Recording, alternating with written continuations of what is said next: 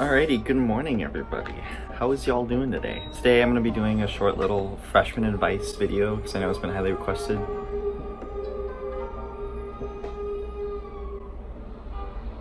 Okay, I basically just organized this video kind of by category. Oh yeah, and before I continue, if you have any more questions, don't hesitate to leave them in the comments below or on my Instagram, which is @_MikeD__. You can leave me questions and DMs there too. So, what is going on outside? I'm just gonna continue. I'm gonna go shut the window. Okay, that helps a little bit. Yeah, so I'll just jump right into the video. If you're watching this video, you may or may not be about to go to college this fall. And so if that college was like your first choice or is one of your top choices, that's great. You should be really excited. That's really awesome that you're able to get the opportunity to go to the school that you wanted to go to all along or just realized you liked later in the process. And I'm happy for you guys. If you're like me, you may have not been in that situation and you may be going to a school that you didn't really think you'd end up at or was not super high on your list. Like for example, I applied to 8 different schools and Purdue was probably like my 6th choice. That being said, I still liked every school I applied to. It's just that I didn't imagine I'd end up at Purdue because I had my mindset on the other 5 or 6 schools that were higher up on my list. And the reason why I didn't end up at those schools was either because I didn't get in or they're just too expensive. I ended up at Purdue, and initially I was kind of like felt let down by the process because I thought I had a shot at like some of those schools I applied to. This was not to like shade anyone who has Purdue as their first choice or like really enjoys the school. It's just, it wasn't my like top choice. Everyone's different, everyone's opinions are different. So if you kind of relate to the things I'm saying, that's some things that may be of comfort to you, or the fact that others are definitely going to be in the same boat as you, myself included. I met plenty of people who also felt that way, who had their eyes set on different schools and then weren't able to go there. And the other thing to think about is that I feel like everything happens for a reason and you end up at the school you're meant to be at. And I know that sounds kind of philosophical and like vibey and weird, but if you think about it, whether or not you're admitted to a school is completely dependent on how much of a match that school is for you. So like if you are admitted to a school, that means you're a good match for school and like the student body. And if you're not, that just means you weren't a good match. So why would you want to go to a school that you're not a good match for, you know? So like the combination of you applying to schools and then the ones that think you would be a good match for them choosing you, and then you choosing your favorite out of those that wanted you to come, means you end up at the school that's best meant for you, whether that's through the school that you like the most or the school that's the best financial fit. In the end, you're gonna end up where you're supposed to be. That's just something to think about. And I firmly believe you can be happy anywhere. College is fun, it's definitely more fun than high school. I think you just have to have a good attitude, and as long as you keep that attitude up and just be excited that you're moving on to a new chapter in your life, you can have a good time, and it doesn't matter where exactly you end up. So that's all I'm gonna say about that. So now, assuming you've gotten used to the school and you've accepted that you're going to whatever school you're going to and you're excited, now you gotta think about, where am I gonna live? What am I gonna eat? So I talked a little bit about my opinions on dorms in like my Purdue Q&A video, but essentially all I said was try to get a social dorm. Even if you're not the most social person, just because freshman year is generally the time you can make the most friends, and being in a dorm that's more social may allow you to make friends more easily. My only recommendation is don't get a single. That's usually expensive, and generally singles can be a little lonely and they may be grouped in with other singles, which means a less social environment, which may not be the best if you're trying to make a bunch of friends freshman year.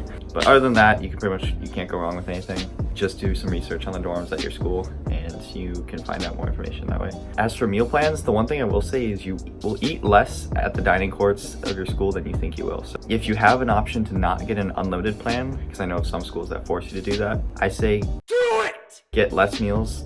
I'd say around 2 meals a day is generally enough. For me, it was more than enough. I had a 13 meal plan at Purdue, which translates to 2 meals every day except for Sunday, which is 1 meal. And I can barely think of any weeks where I actually used all 13 meal swipes because I skipped breakfast a lot because I slept in or I had classes while breakfast was going on and I didn't want to wake up early. And a lot of times club call outs and like club meetings will feed you, they'll cater like pizza or something. So that saves you money, that's free food right there. And club outings, like club social events, will be at restaurants and stuff.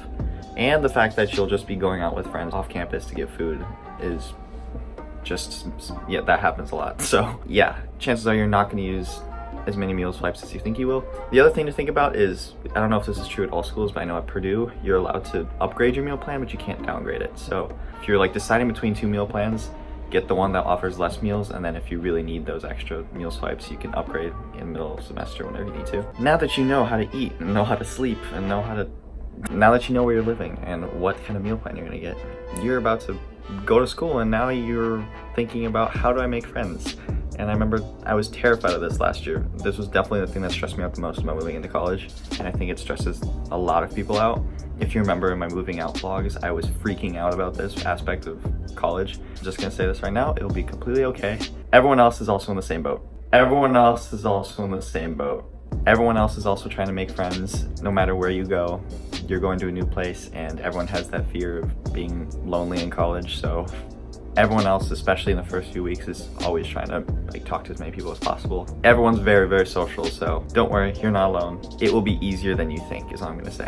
I will say you have to somewhat make an effort. Like, people aren't going to come to you, and if you're not putting any effort into trying to talk to people, you may have a harder time making friends. That doesn't mean you have to like literally talk to every single person you see in college, but I mean, you may have to push yourself a little bit more if you're an introvert like I was, or like I am. That being said, there's still other ways you can make friends. Like, I know my orientation group, we naturally just like bonded, and honestly, some of my best friends in college came from my orientation group. I'd say most of them did, actually. And the other thing you can do is join clubs, so you can also find people who have similar interests as you, or you can join a learning community. That's also a good way, because then you'll live with people who are also studying your same major. You'll also do like group outings and stuff, and it's just another way to find people. And also, never forget about social media. I remember a common thing to do when I was like in the summer before my freshman year was just to follow people with like your college's name in their bio, and that's a way you can make those connections.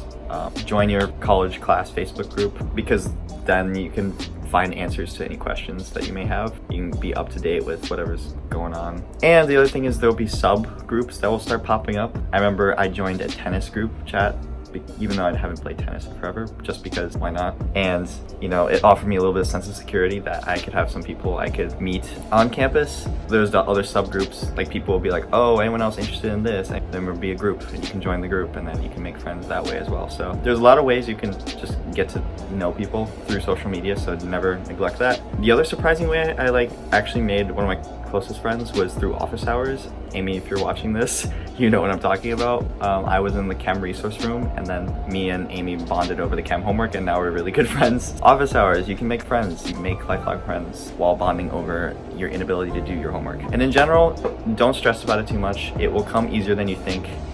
Everyone else is also trying to make friends. I think that's the most important thing to think about. Through that, you will have a good time. So now that you have your friends and you have a place to live and you're enjoying your school, blah, blah, blah, blah, you start to get your homework, and now you're freaking out because it's a lot of homework. And yeah, here's some homework tips. I didn't know how to segue that in a succinct way. First thing, don't overload yourself your first semester or quarter. Chances are, if you have an advisor, they're gonna make your schedule not super heavy, but if you have complete control over your schedule and you're wondering what to do, I'd say take it easy. You know, don't do 18 credit hours, don't max out your credits, because your first semester, you're not only just doing homework and trying to do well in your classes, but you're adjusting to living alone, living in a new place, in a new social environment. So just take it easy, don't kill yourself. Do homework in office hours and help rooms. I know every single YouTuber or whatever tells you to go to office hours, and they're correct, but I'm taking a step further and saying just do your homework in the office hours, because it'll oftentimes take a lot less time to do it when you have guidance and people helping you and pointing out where you're going wrong. Like my CS homework, I would spend like 12 hours doing it outside of office hours, and then when I started going to office hours, it would take me like 3 hours, and I'd be done with it. Same thing with my math, because you could just go to a tutor if you ever didn't know how to do the problem, and they're happy to help you, and you can help study, and it's just a great place to do stuff. It's less distractions, you're good. Just go to office hours and do your homework. If you know you work well with friends, work with your friends. But if you're like most people, even people who deny it, and you do not work with friends, for the love of God, just do your homework by yourself. I mean, yes, if you're struggling with something, and you can always go to office hours, talk to your friends, have them help you through it. But if it's stuff you need to get done, grind through, like just do it on your own. You can talk to your friends later. Trust me, you have plenty of free time in college. You'll have all the time in the world to hang out with your friends. Just do your work on your own. Get it done. No distractions. Yeah. One other really good tip I heard about when it comes to getting your homework done really quickly is just delete your social media apps that you know will distract you. until you're done with your homework. I learned this tip from the Cat Path, and for me, Instagram is a big distractor. And I never realized how much I just like compulsively go on Instagram and scroll through my feed until I literally deleted it off my phone, because I would get on my phone and then go to the spot where Instagram should be and click on that like empty space, and I'd be like, oh shoot. It was subconscious for me how much Instagram distracted me, so I deleted the app whenever I started doing my homework, and then as a reward I'd re-download it and I'd get my homework done faster. So those are a few tips to think about. If you want a whole video on homework tips, I can come up with a bunch and tell you all. Just let me know. So those are all like my main categories I can think of for freshman advice. Some miscellaneous advice I'm gonna have. I wrote down, don't do 8 a.m. classes. Just don't. You need your sleep, and even if you think you can do it, it just will suck and you'll hate yourself at the end of the semester. I took early classes and I took early shifts at work and I was miserable. Don't do it. I guess the whole broad thing, my broad tip for your freshman year is don't go in with expectations for how your year is gonna go. And I mean that don't have a super romanticized, idealized image of what college will be like and then be disappointed if it doesn't end up like that. I'm not even gonna say if, when it doesn't end up exactly how you expect it to. College is different for everybody and everyone's experience is varied. You can be having a completely different college experience than the person sitting next to you in your lecture. That's just the way it's gonna be. So don't go in with this like an Olivia Jade kind of college experience. Don't go in with that expectations. It's not gonna be all sugar coated. Don't be let down when you're just sitting in your dorm room eating ramen because you're broke and you ran out of meal swipes and you're sad and you're failing your classes and you're having a mental breakdown, because that can happen. Go in knowing that it's not going to be perfect, but it's still a good ass time. And that being said, it's okay to have things you want to experience. It's okay to have like a bucket list. Your experience in general is just going to be what you make of it, and it's really unhealthy to compare your experience to what you think other people are experiencing. Like for example, when it was like negative 40 degrees in West Lafayette and I saw my friends in like California or in like Florida going to college, living their best life like in a resort, of course I'd be a little jealous, but that's not a healthy way of thinking. If you had gone with a good attitude and just live your life, then that's all you can really do. And that's my little advice video. If you guys like this, don't forget to subscribe, like this video, comment anything below you want. What? Comments down anything that you want below. And I will see you guys in the next video. Bye.